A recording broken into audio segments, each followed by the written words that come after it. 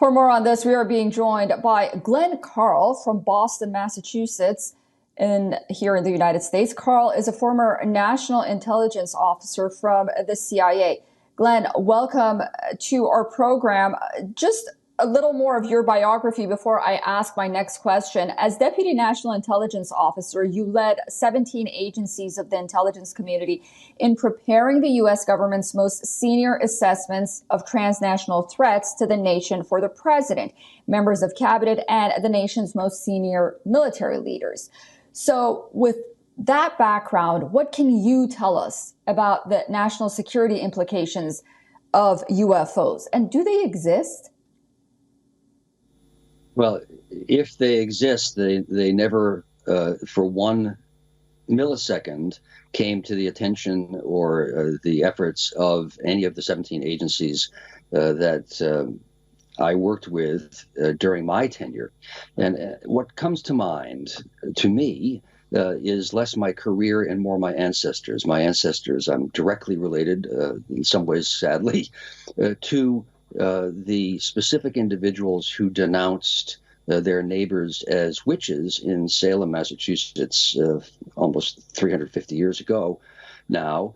And what they said was that there were witches here, and then there was all of the officials convened, and they conducted hearings, and they took testimony, and they then crushed or hanged, I think, 13 people as witches based on the hearsay, the allegations, and the testimony collected.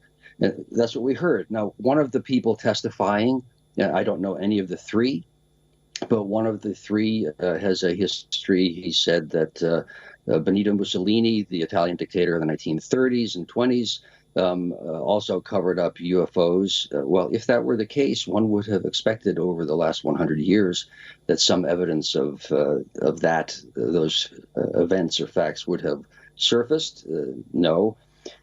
With the United States, it's not true. The correspondent said one thing that is erroneous, I'm afraid.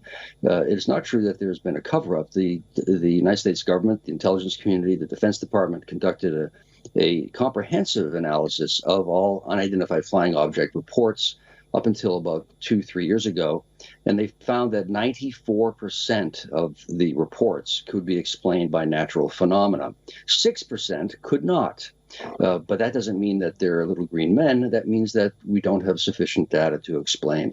I also know, and I think this is an important point, how secrecy compartmentation works or fails in the government.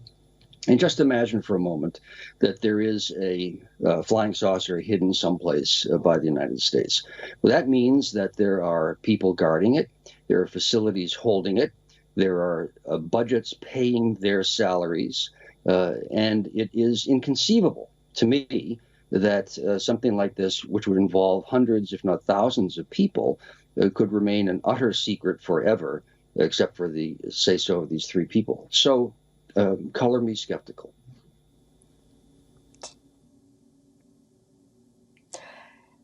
I'm a skeptic myself, and considering the fact that there is a lot going on in the news these days regarding the president's son, accusations against President Biden himself, this was an interesting deviation and a great headline for that day, as some might say. But that being said, John Kirby said that they've set up an organization at the Pentagon to try to analyze and collect information about what these pilots are saying, because it's affecting the way they're training in their flights. So what does that mean? Right.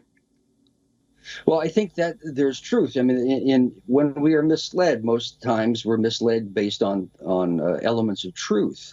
The best lie, and I'm not saying these men are intentionally lying, but the best lie, this comes to mind because of my past profession, is founded on truth, and will use truth to the extent possible. So we know it is true that the Defense Department has, for years, investigated unidentified flying objects, what are now called, I think, unidentified aerial phenomena. This was the case. There was a program when I was a boy 50 years ago, and in the past decade. And there are phenomena, UFOs, that we cannot explain. But one shouldn't then infer, because we don't know the answer, there has to be, in this case, an extraterrestrial explanation. Rather, the wise approach, and the one that invariably comes out to be true or accurate, is that we lack sufficient data to explain it. And when we have data, we can explain it. Now, I will add that I firmly believe, I don't think there's any doubt, that there is intelligence life elsewhere in the universe. But think for a moment how far away that is. The nearest star, it takes light 4.3 years to travel between Earth and the star. And the laws of physics make interstellar travel very, very difficult. So the odds are low that we would have been visited, while the odds are high that there is life elsewhere. Glenn Carr, thank you so much for joining us on WION, and please do come back and speak to us. Thank you.